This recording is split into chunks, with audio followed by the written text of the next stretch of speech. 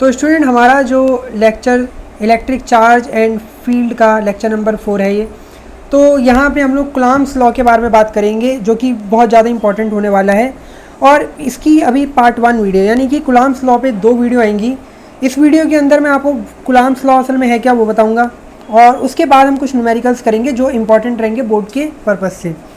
तो असल में आपको ये तो पता चला कि जो चार्ज होते हैं, ठीक है, जैसे चार्ज है तो चार्ज क्या करते हैं। अगर मान लीजिए 2 चार्ज मैंने रख दिया आसपास, इमेजिन करो आप, एक प्लस चार्ज ये रहा और एक माइनस चार्ज है, तो ये एक दूसरे को क्या करेंगे, अट्रैक्ट करेंगे, ठीक है। तो चार्ज के कारण, असल में चार्ज एक ऐसा प्रॉपर्टी है जिसके कारण कोई भी बॉडी है उसके अंदर एक इलेक्ट्रिक फोर्स जनरेट होता है, या तो वो अट्रैक्टिव हो सकता है या वो रिपल्सिव हो सकता है। तो अब मान लो आपके मन में एक सवाल उठने लगेगा कि हमें इतना तो पता चल गया कि ठीक है चार्ज एक प्रकार का फोर्स बना रहा है, अब अगर हमें वो चार्ज के कारण फोर्स कितना लग रहा है उसकी क्वांटिटी यानी कि उसकी वैल्यू पता करनी हो कि वो फोर्स कितनी वैल्यू का है, तो ये पता करने के लिए कुलाम्ब्स लॉ आया। यानी कि कुलाम्ब्स ने हमें क्या बताया, 2 चार्ज के बीच किस तरीके से फोर्स लगता है वो हमें कुलाम्ब्स लॉ बताता है। तो आप लोगों को कुलाम्ब्स लॉ किस तरीके से यहाँ पे करना है वो मैं आपको बता रहा हूँ। इससे पहले मैं आपको एक चीज़ और बता देता हूँ कि हमारा यहाँ पे एक टेलीग्राम ग्रुप है इंटेलिजेंट टेरा के नाम से। किसके नाम से? अपने चैनल के नाम से, ये इंटेलिजेंट टेरा, जिसका जो है चैनल का लिंक मैंने डिस्क्रिप्शन में दे दिया है। तो आप वहाँ से टेलीग्राम ग्रुप को हमारे ज्वाइन कर सकते हैं। वहाँ पे आपको ये सारे नोट्स प्रोवाइड हो जाएंगे और हमारी जो भी वीडियो है उसका नोटिफिकेशन भी वहाँ पे आपको मिल जाएगा। बाकी आपको करना कुछ नहीं है, यूट्यूब चैनल को सब्सक्राइब कर दो ताकि जो भी नोटिफिकेशन है वो जल्द से जल्द आपको मिल जाए। तो हम आगे बढ़ते हैं। अपना जो आज का टॉपिक है वो क्या है, टॉपिक कुलाम्ब्स लॉ का। तो जैसा कि मैंने आपको बताया कि असल में कुलाम्ब्स लॉ बताता है कि हम लोगों को 2 चार्ज जो है उनके बीच फोर्स का जो मान होता है वो हमें बताता है कुलाम्ब्स लॉ। लेकिन अब वो किस तरीके से बताएगा तो हम देखते हैं। तो जैसा आप देख पा रहे हो कि भैया 2 चार्ज है, Q1 चार्ज है और एक Q2 चार्ज है। ये कोई डिस्टेंस d पे एक दूसरे से सेपरेट है। आई बात समझ में? कोई भी डिस्टेंस होगा स्मॉल r, तो वहाँ पे Q1 और Q2 चार्ज हमने रख दिए। अब ऐसा देखा गया कि इनके बीच लगने वाला जो फोर्स था, according to this law the force of attraction और repulsion between 2 stationary point charge, ठीक है, समझ, ये जो है चार्ज हैं आपके वो कैसे होने चाहिए, वो स्टेशनरी और पॉइंट चार्जेस होने चाहिए। ये रूल नंबर 1 है कि कुलाम्ब्स का जो लॉ है वो स्टेशनरी चार्जों पे ही अभी वैलिड हो रहा है और वो पॉइंट चार्ज भी होने चाहिए। तो अब इनके बीच जो लगने वाला फोर्स है, या तो वो अट्रैक्टिव हो सकता है या वो रिपल्सिव हो सकता है, वो डिपेंड करता है directly proportional to the product of the magnitude of 2 charges. यानी कि इन दोनों चार्ज के जो भी वैल्यू है Q1 Q2 उनका प्रोडक्ट कर दो तो ये फोर्स क्या होगा, डायरेक्टली प्रोपोर्शनल होगा उनके चार्ज के जो भी वैल्यू है उनके प्रोडक्ट के बराबर, ठीक है। ये चीज़ तो पहली चीज़ तो मैं ये पता चली। इसका मीनिंग ये है कि जितना ज़्यादा इन चार्ज की वैल्यू होगी उतने ही ज़्यादा फोर्स की वैल्यू भी होगी, ठीक है। ये चीज़ आपको समझ में आई, सिंपल। सेकंड चीज़ क्या बोली इसमें, inversely proportional to the square of the distance between them, कुछ इस तरीके से। जैसे कि आपको बताया कि भैया दोनों चार्ज की जो इनके बीच की जो दूरियां हैं वो स्मॉल r है, तो अब जो फोर्स है वो इन्वर्सली प्रोपोर्शनल होगा इनके जो भी डिस्टेंस है उसके r स्क्वायर के, ठीक है। यानी कि इसका स्क्वायर कर देंगे डिस्टेंस का और उसके इन्वर्सली प्रोपोर्शनल होगा। सेम यही चीज़ आपने ग्रेविटेशन फोर्स के बारे में भी पढ़ रखी होगी, m1 m2 और F inversely proportional r square. तो बस यहाँ पे चार्ज के लिए पढ़ रहे हैं। जब मैं इक्वेशन 1 और 2 को मिलाऊंगा तो आप जैसे कि देख पा रहे हो इक्वेशन नंबर 1 से F जो है वो प्रोपोर्शनल है Q1 और Q2 के और इन्वर्सली प्रोपोर्शनल है r स्क्वायर के। तो दोनों इक्वेशन को मिला के कुछ ये इक्वेशन हमें मिलेगी। जैसे यहाँ पे प्रोपोर्शनैलिटी का साइन हटेगा तो एक कांस्टेंट आएगा k, जो कि डिपेंड कर रहा है किस पे, मीडियम पर। मीडियम क्या है ये उस पर पूरी तरीके से निर्भर कर रहा है, ध्यान रखना। जो आपका कांस्टेंट क्या है, k, ठीक है। अब यहाँ पे मेन चीज़, 1-2 चीज़ समझने वाली है। क्या है वो कि k हमें पता चल गया कि एक प्रोपोर्शनैलिटी कांस्टेंट है जिसको हम लोग इलेक्ट्रोस्टैटिक फोर्स ऑफ कांस्टेंट कहते हैं, ठीक है। इलेक्ट्रोस्टैटिक फोर्स ऑफ कांस्टेंट यहाँ पे लगा देना, ठीक है। इलेक्ट्रोस्टैटिक फोर्स ऑफ कांस्टेंट कहते हैं हम लोग। उसके बाद एक चीज़ और समझनी है कि this force act along the line joining the 2 charges. यानी कि आप ज़रा एक चीज़ ये समझो, अगर मान लो मैंने बोला 2 चार्ज हैं, ये Q1 चार्ज है और ये Q2 चार्ज है। अगर इस पर प्लस है और इस पर भी प्लस, तो आपको पता है प्लस प्लस चार्ज एक दूसरे को क्या करते हैं, एक दूसरे पे रिपल्सिव फोर्स लगाते हैं वो। तो अब ये चार्ज जो है वो इसके कारण एक्सपीरियंस करेगा एक प्रकार का रिपल्सिव फोर्स। अब वो फोर्स ऐसा भी हो सकता था, वो फोर्स ऐसा भी हो सकता था। इसका मतलब ये प्लस वाला चार्ज, बी पॉइंट वाला जो चार्ज है, वो इधर भी आ सकता था, वो इधर भी आ सकता था, लेकिन ऐसा नहीं होता। ये जो बी वाला बॉडी है वो इधर ही आएगी कुछ टाइम बाद। इसका मतलब हमने देखा कि ए वाले ने इस पर रिपल्सिव फोर्स लगाया, तो लेकिन कहाँ पे लगाया, बिल्कुल इसकी जो इन दोनों की जो लाइन ये थी, ये वाली लाइन सेंटर को जो टच कर रही है, दोनों की लाइन, यानी कि जो इन दोनों के सेंटर को ज्वाइन कर रही है, मिला रही है, उसके ही एक्ट मतलब उसके अलाउंग इसने क्या करा, इस पर फोर्स लगाया। इसका मतलब यही है कि ये जो फोर्स है वो एक्ट करता है along the line joining two charges. आई बात समझ में। धक्का देने को तो ये इसको टेढ़ा मेढ़ा धक्का कहीं पे भी दे सकता है। आपने इतना तो पढ़ा कि प्लस प्लस एक दूसरे को क्या करेंगे, एक दूसरे को रिपल्सिव फोर्स लगाएंगे। तो ये धक्का देने को इधर दे सकता था और इधर भी, लेकिन इसने धक्का इसको बीच में मिडल में ही दिया। क्यों? क्योंकि ये फोर्स मिडल वाली लाइन पे ही लगेगा। जो भी आपके दोनों चार्ज है उनके सेंटर को जो लाइन जोड़ रही है उसी में ही फोर्स का डायरेक्शन होगी। तो ये बात समझ में आई आप लोगों को, बहुत इंपॉर्टेंट लाइन थी ये जो मैंने आपको बताई। इसके बाद अगली चीज़ जो है वो आप देखो कि अगर मैं बात करूं एयर और वैक्यूम की, तो वहाँ पे जो ये कांस्टेंट के है वो कुछ इस तरीके से लिखा जाता है 1/4 पाई एप्सिलॉन नॉट। क्या बोलते हैं इसको, इधर मैं लिख देता हूँ दूसरे से ताकि आपको क्लियर हो। इसको बोलते हैं एप्सिलॉन नॉट, ठीक है, एप्सिलॉन नॉट इसको ये बोलते हैं। एप्सिलॉन नॉट असल में है क्या वो मैं आपको बाद में बताऊँगा, ठीक है, अगले एक लेक्चर में बताऊंगा, इसकी पूरी डिटेल बताएंगे। लेकिन आप अभी ये दिमाग में याद कर लो अपने कि एयर और वैक्यूम के लिए के 1/4 पाई एप्सिलॉन नॉट होता है और इसकी जो वैल्यू है वो इतनी होगी न्यूटन मीटर स्क्वायर पर कूलम्ब स्क्वायर, ठीक है।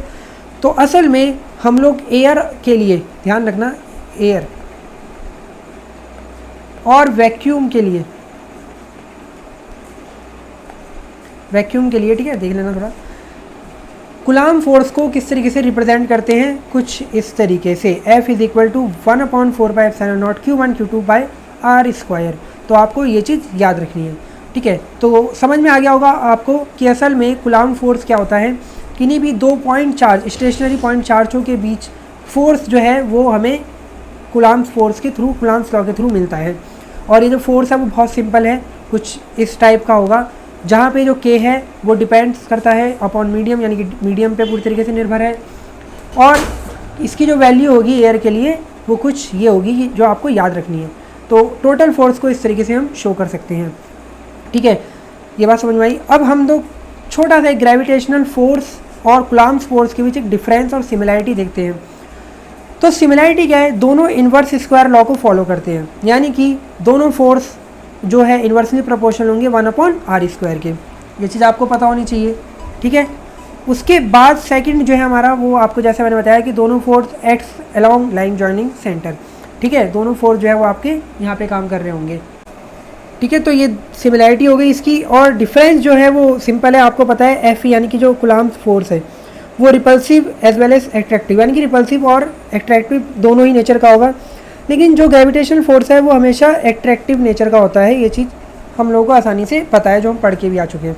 सेकंड जो है थोड़ा इंपॉर्टेंट है, जो ग्रेविटेशनल फोर्स है वो इंडिपेंडेंट होगा मीडियम से। आपको पता है आप कहीं पे भी चले जाओ, ठीक है, ग्रेविटेशनल फोर्स सब जगह पे एक जैसा ही लगेगा, वो मीडियम पे डिपेंड नहीं करता। आप पानी के अंदर चले जाओ, ठीक है, वाटर के अंदर देख लो, आप मीडियम कोई सा भी ले लो, आप एयर ले लो, कोई और मीडियम ले लो, तो ग्रेविटेशनल फोर्स हर एक मीडियम पे सेम रहेगा। लेकिन जो कूलम्ब फोर्स है, यानी कि जो आपका इलेक्ट्रोस्टैटिक फोर्स है, वो डिपेंड कर रहा है मीडियम पे। ये आपको मैंने ऊपर ये भी बताया, जो के था वो मीडियम पे डिपेंड करता है। तो अगर एयर के लिए कूलम्ब फोर्स Fe का मान कुछ और है तो वाटर में कुछ और होगा, ध्यान रखना, ठीक है। और ऐसे ही किसी और मीडियम में कुछ और होगा। तो ये डिफरेंस था दोनों के अंदर मेन। तो अब हम आगे बढ़ रहे हैं अपने क्वेश्चन के ऊपर। क्वेश्चन इंपॉर्टेंट होने वाले हैं, जितने भी होने वाले हैं सब बेस्ट क्वेश्चन मैंने अपनी तरफ से चुने हैं, तो इनको देखो। तो पहला क्वेश्चन क्या है, पहला क्वेश्चन पढ़ते हैं। Find the ratio of Fe to Fg for 2 electrons placed at a some distance apart in air. ठीक है, इसने कहा कि हमें क्या निकालना है, हमें रेशियो निकालना है एफ ई और एफ जी का, यानी कि कूलाम्ब फोर्स और ग्रेविटेशन फोर्स का रेशियो निकालना है। किन के लिए?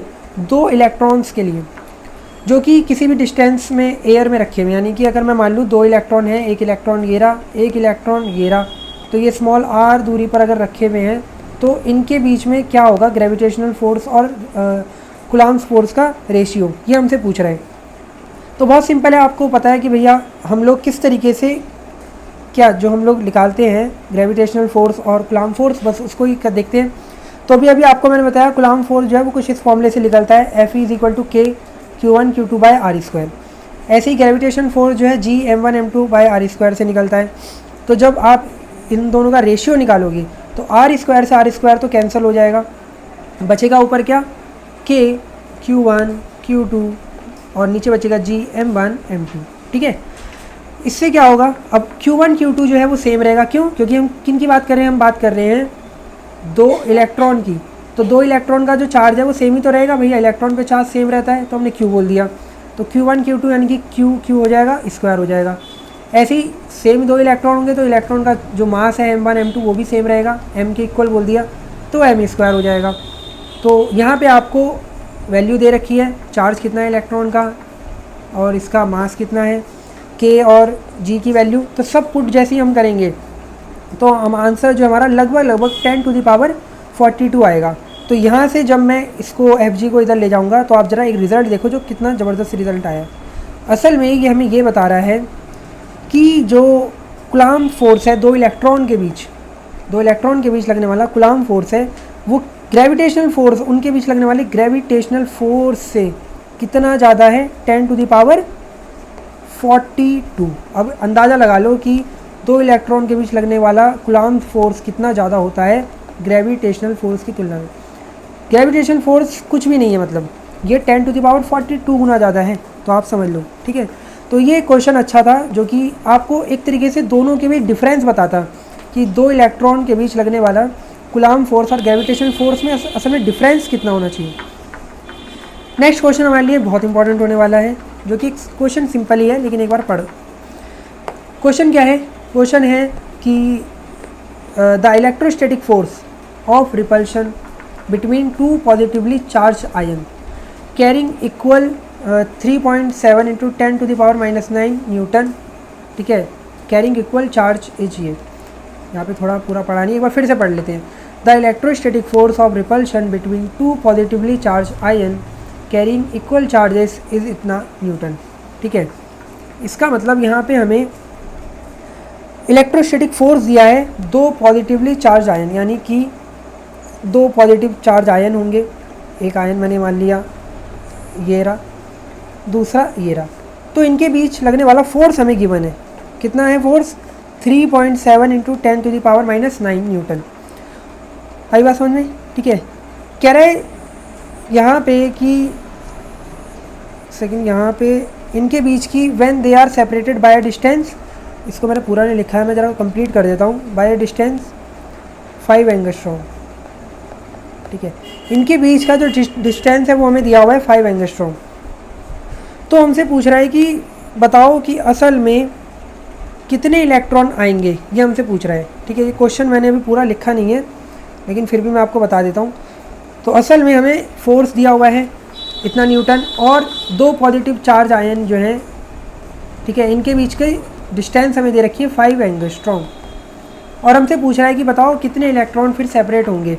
तो वो आपको इलेक्ट्रॉन पूछ रहा है, असल में एन की वैल्यू पूछ रहा है, क्योंकि चैप्टर में स्मॉल एन की वैल्यू को ही मैंने भी बताया है, इलेक्ट्रॉन की जो है वैल्यू होगी कितने, मतलब उसकी डिजिट होगी। तो अब यहाँ पे हमें वो निकालना है।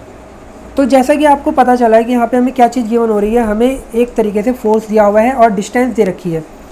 इसको फटाफट से मैं मीटर में कन्वर्ट कर दूँगा, क्योंकि हमें मीटर में ही ज़रूरत पड़ती है, एंगस्ट्रॉम वगैरह में हम नहीं रहते। मीटर में कन्वर्ट करने के बाद दो सेम पॉजिटिवली चार्ज, यहाँ पे बोला ना इक्वल चार्जेस, तो इसलिए मैंने Q1 Q2 को Q मान लिया। तो अब मेरे को फोर्स पता है, डिस्टेंस पता है, तो मैं इससे Q निकाल सकता हूँ। तो वही देखो, मैं कूलाम्ब्स का जो लॉ लगा रहा हूँ एयर के लिए। जब तक क्वेश्चन में कोई बात नहीं करे, आप 9 into 10 to the power 9 K की वैल्यू ये रख सकते हैं जो मैंने बताई एयर के लिए इतनी वैल्यू इसकी होगी। ऐसा करके आप क्यू स्क्वायर यानी कि क्यू की वैल्यू निकाल लेंगे। जैसे आप इसमें रखेंगे Q1 Q2 तो क्यू स्क्वायर हो गया, ठीक है। डिस्टेंस पता है, के की वैल्यू 9 × 10⁹ f पता है, यहाँ से क्यू की वैल्यू ये आ जाएगी। जैसे ही क्यू आ गया फटाफट से आपको पता है पहले आप इसी में पढ़ के आए हैं Q = N, तो यहाँ से आप क्या निकाल लेंगे N की वैल्यू, N = क्या आ जाएगा Q/E, तो 2 इलेक्ट्रॉन आपके आ जाएंगे। तो सिंपल सा क्वेश्चन था, ठीक है। एक बार फिर से मैं बता देता हूँ, इस क्वेश्चन में हमें गिवन था 2 पॉजिटिवली चार्ज आयन है, उनके बीच लगने वाला फोर्स और उनके बीच की डिस्टेंस। हमसे पूछ रहा था कि कितने इलेक्ट्रॉन मिसिंग होंगे ये बताओ। आई बात समझ में? अगर वो लोग उनके बीच का जो डिस्टेंस है वो 5 एंगस्ट्रॉम है, ठीक है। तो बस हमें डिस्टेंस पता है, फोर्स पता है, तो हमने क्यू निकाल लिया। क्यू जैसे ही पता चल जाएगा तो क्वांटाइजेशन ऑफ चार्ज के नियम से Q = N का सहारा लेके N की वैल्यू निकाल लेंगे, तो 2 इलेक्ट्रॉन आ जाएंगे। नेक्स्ट क्वेश्चन जो है वो पढ़ते हैं हम लोग। क्वेश्चन क्या है, 2 particles each having a mass 5 gram and charges 1.0 × 10⁷ gram stay in a limiting equilibrium on a horizontal table with A separation of 10 centimetre between them. तो क्वेश्चन हमसे ये कह रहा है कि हमारे पास क्या है, 2 पार्टिकल्स हैं जिनका मास 5 ग्राम है और चार्ज इतना है, ठीक है। क्या कर रहे हैं, स्टे है in a limiting equilibrium on a horizontal table, यानी कि एक हॉरिजॉन्टल टेबल है, उस टेबल में ये इक्विलिब्रियम में अपने आप रखे हुए हैं, कुछ इस तरीके से रखे हुए होंगे, ठीक है। ये चीज़, the coefficient of friction between each particle and the table is the same. ये कह रहा है हर एक पार्टिकल के बीच जो फ्रिक्शन का जो कोफिशिएंट यानी कि आपने पढ़ रखा होगा म्यू 11th क्लास में, वो सेम है। तो वही बताना है कि फाइंड करो म्यू कितना है, कोफिशिएंट ऑफ फ्रिक्शन। ये हमसे क्वेश्चन में पूछ रहा है, म्यू क्या होता है, कोफिशिएंट ऑफ फ्रिक्शन। तो देखो आप समझ पा रहे होगे कि असल में इसने 11th और 12th को मिक्स करा है यहाँ पे। ऐसे ही कहीं तरीके से ये क्वेश्चन बन सकते हैं, आपको पता होना चाहिए। तो हमें पहले जो गिवन है हम उस चीज़ को लिखते हैं। तो हमें बोल दिया कि हर एक 2 पार्टिकल हैं जो कि each having mass and charge इतना, तो दोनों Q1 Q2 हमें गिवन हो गया। R हमें इनके बीच का सेपरेशन 10 सेंटीमीटर दिया हुआ है और इनके बीच का जो क्या सॉरी बीच का नहीं, मतलब इनका जो मास है वो गिवन है। तो ग्राम में है तो इसे फटाफट से किलोग्राम में चेंज कर लिया हमने। इतनी चीज़ जिसमें हमें चार्ज पता है, सेपरेशन पता है, तो मैं क्या निकाल सकता हूँ, मैं इन दोनों के बीच फोर्स तो निकाल सकता हूँ कम से कम। अगर मुझे पता हो इस तरीके से एक टेबल है, ठीक है, ये टेबल है, इस टेबल में 2 चार्ज रखे हुए हैं, ये क्लियर। तो इन दोनों चार्ज का अगर मुझे क्या पता हो, इन दोनों चार्ज की वैल्यू पता हो और इनका मास पता हो और इनकी सेपरेशन पता हो इन दोनों के बीच का, तो मैं फोर्स तो निकाल सकता हूँ। तो बस वही कर रहे हैं हम लोग। The electrostatic force between 2 particle is F = 9 × 10⁹ Q1 Q2/r²। Value जब रखूँगा तो इक्वेशन 1 बन जाएगी, ठीक है। मतलब इन दोनों के बीच मुझे इलेक्ट्रोस्टैटिक फोर्स मिल जाएगा, क्लियर। अब आपको असल में फाइंड करना है म्यू, ठीक है, यानी कि कोफिशिएंट ऑफ फ्रिक्शन का जो कोफिशिएंट है वो। अब ये कैसे आता है, तो आपको 11th क्लास को थोड़ा अपना सोचना होगा। तो आपने वहाँ पढ़ा था असल में जो लिमिटिंग ऑफ फ्रिक्शन फोर्स होता है 2 पार्टिकल के बीच या 2 कोई भी आपकी चीज़ हो सकती है उनके बीच, वो हम इस तरीके से निकालते हैं, F' = μ × mg। अब m और g की वैल्यू हमें पता है, m हमें पता है मास और g की वैल्यू 9.8। तो बस यहाँ से मैं इन दोनों की मल्टीप्लाई करूँगा तो F' जो आएगा वो इतना आ जाएगा, ठीक है। F' आ गया तो बस हमें फ्रिक्शन फोर्स मिल गया उन दोनों के बीच और उन दोनों के बीच कूलम्ब फोर्स मिल गया। असल में इसने क्वेश्चन में बोला ये इक्विलिब्रियम में है, तो इसका मतलब जो फ्रिक्शन फोर्स होगा वो कूलम्ब फोर्स के इक्वल होगा। तो मैंने F = F' रख दिया। दोनों की वैल्यू ऊपर फाइंड कर चुके हैं हम लोग इक्वेशन 1 और 2 से, तो F की जगह इतनी वैल्यू लगा दी, ठीक है, और F' की जगह इतनी वैल्यू, यहाँ से म्यू की वैल्यू इतनी आ जाएगी। तो ये आपका सिंपल सा एक क्वेश्चन था जो कि आपको 11th क्लास का थोड़ा सा मेथड यहाँ पे यूज़ करना था। तो इस तरीके से ये क्वेश्चन आपके बना सकता है। और भी क्वेश्चन हम लोग नेक्स्ट पार्ट में डिसाइड करेंगे, पार्ट नंबर 2 में कूलम्ब के जो भी हैं उसमें हम लोग ज़्यादातर बोर्ड लेवल के क्वेश्चन लेंगे, जो आपके बोर्ड में उत्तराखंड बोर्ड हो गया, CBSE हो गया, और भी बोर्ड जितने भी चलते हैं उनमें आते हैं। तो आपको जो भी है कोई डाउट अगर इन वीडियो में लग रहा हो तो आप मुझे कमेंट करके बता सकते हैं।